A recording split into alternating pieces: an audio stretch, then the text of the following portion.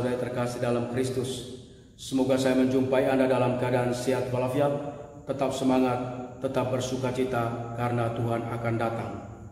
Jumpa kembali dengan saya Pater Dion Damis SWD dalam renungan harian Embun Sabda Kamis 10 Desember 2020. Bapak Ibu saudara-saudara terkasih dalam Kristus, ada sebuah ungkapan yang mengatakan, semakin jauh menoleh ke belakang, seseorang semakin jelas melihat masa kini dan semakin tajam melihat masa depan. Cara kita melihat atau memaknai masa lalu sangat menentukan bagaimana kita menghidupi masa kini dan masa depan. Pengalaman masa lalu, baik yang negatif maupun nostalgia manis, sangat mempengaruhi masa kini dan masa depan kita. Dalam pengalaman banyak orang, pengalaman buruk dan kelam masa lalu berpengaruh negatif pada hidupnya pada saat ini dan cara pandangnya terhadap masa depan. Namun, tidak boleh dilupakan juga bahwa pengalaman indah masa lalu juga bisa merusak kita saat ini dan masa depan yang akan datang, terutama ketika berhadapan dengan tantangan dalam hidup sehari-hari.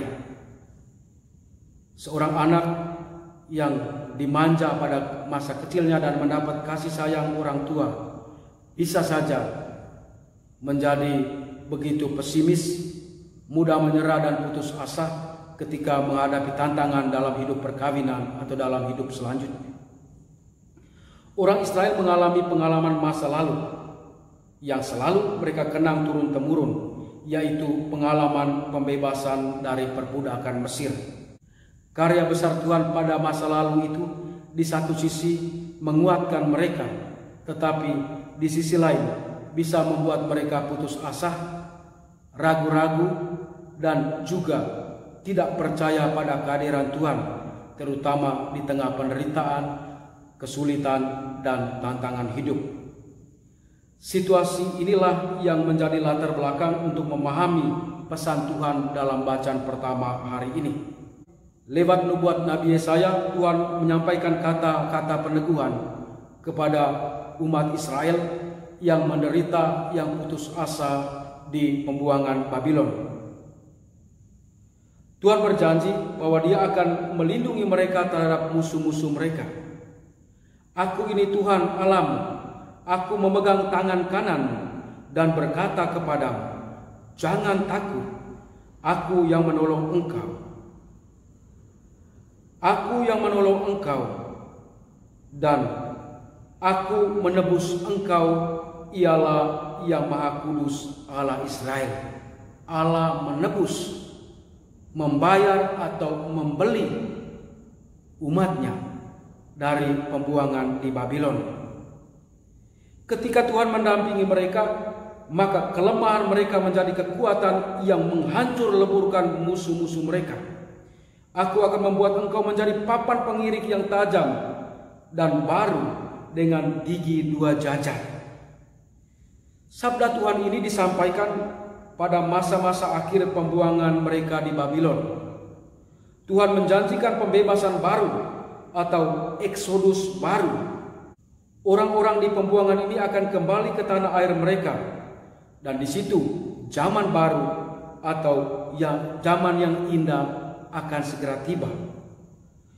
Tuhan akan melindungi dan menyediakan kebutuhan mereka yang disimbolkan dengan air, sungai, dan danau yang memberikan kehidupan kepada manusia yang kehausan, juga kesegaran baru di padang gurun dan di tanah-tanah yang kering.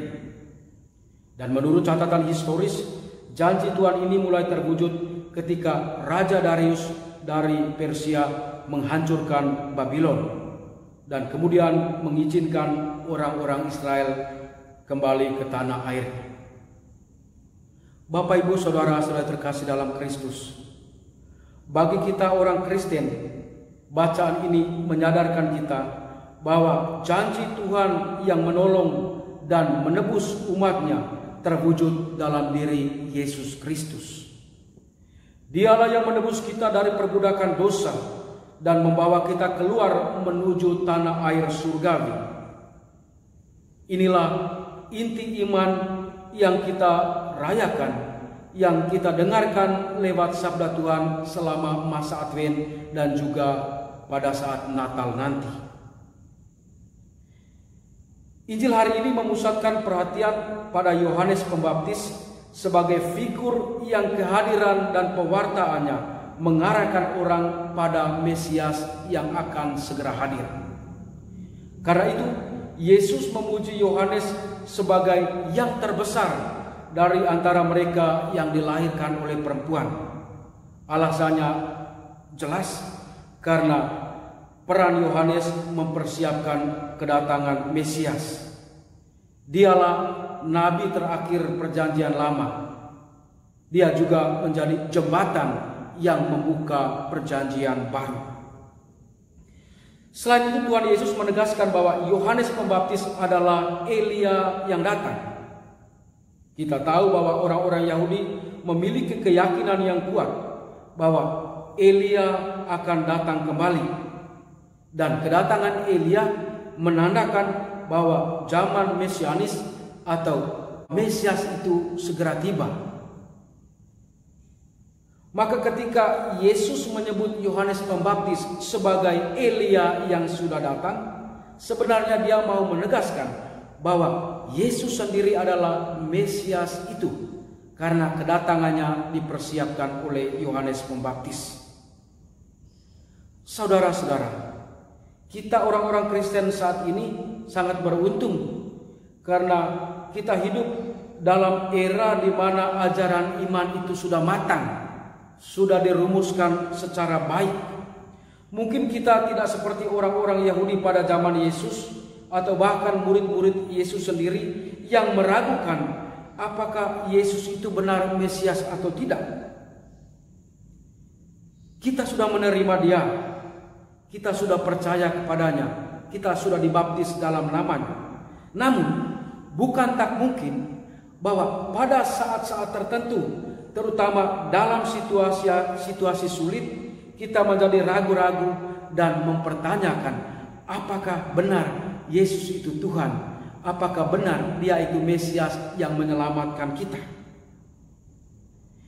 Disitulah kita perlu terus-menerus terbuka terhadap tanda-tanda kehadiran Tuhan lewat sabdanya dan juga lewat Yohanes Pembaptis zaman ini yang membantu kita mengarahkan perhatian kita pada Yesus yang adalah Mesias itu. Maka saudara-saudara terkasih, masa Advent dan juga perayaan Natal bukan sekedar nostalgia tentang kehebatan Tuhan pada masa lalu, tetapi sebagai momen untuk mengenang kembali, untuk menghadirkan kembali karya besar Tuhan pada masa lalu, pada zaman kita ini. Karena itu, Advent dan Natal menjadi momen penyegaran kembali dan pembaharuan diri, serta keyakinan kita bahwa Allah tetap bekerja pada saat ini dan pada masa mendatang. Tuhan sertamu. Semoga saudara-saudara sekalian dilindungi, dibimbing dan diberkati oleh Allah yang Maha Kuasa, Bapa dan Putra dan Roh Kudus. Amin.